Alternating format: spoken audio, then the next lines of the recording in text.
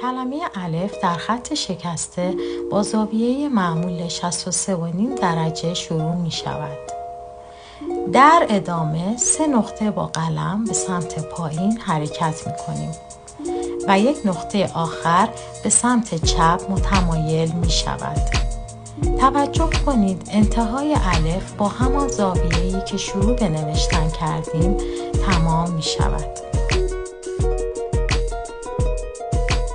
حرف دوم حرف ب تعلیق در خط شکسته قدما می باشد.